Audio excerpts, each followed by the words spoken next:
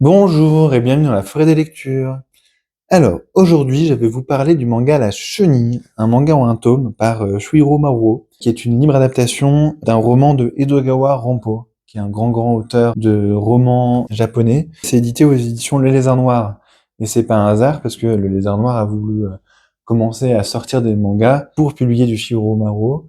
Et Le Lézard Noir, c'est, si je ne dis pas de bêtises, une œuvre de Edogawa Rampo. Donc la boucle est bouclée.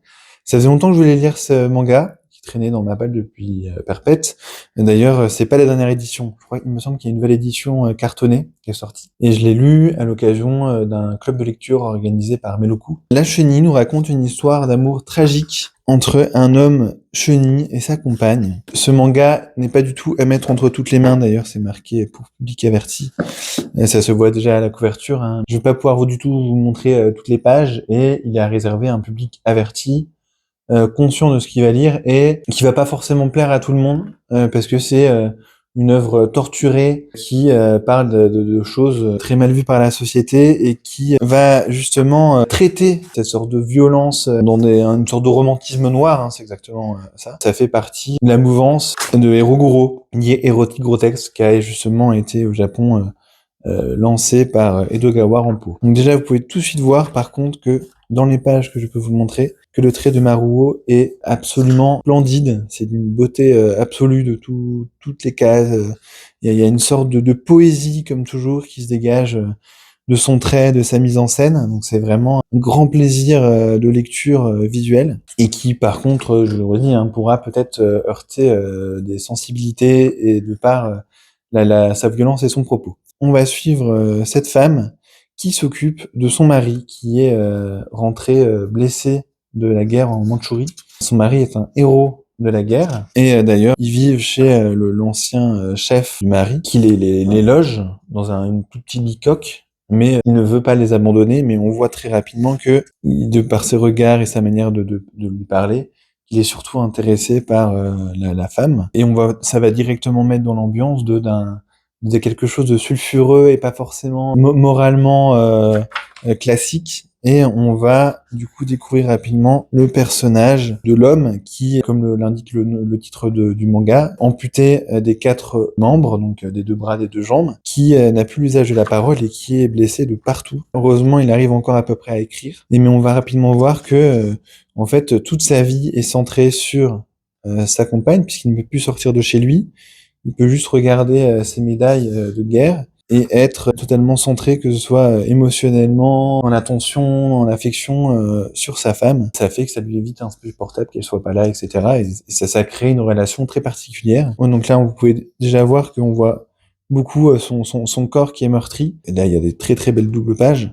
Donc on va remonter dans le passé, on va comprendre leur histoire, ce qui s'est passé, la découverte du corps du mari lorsqu'il va revenir de la guerre. Et Maruo va aussi mettre en scène dans ce flashback des scènes de relations charnelles dans le couple, pour montrer qu'ils avaient en tout cas une relation sexuelle récurrente et qui semblait passionnée.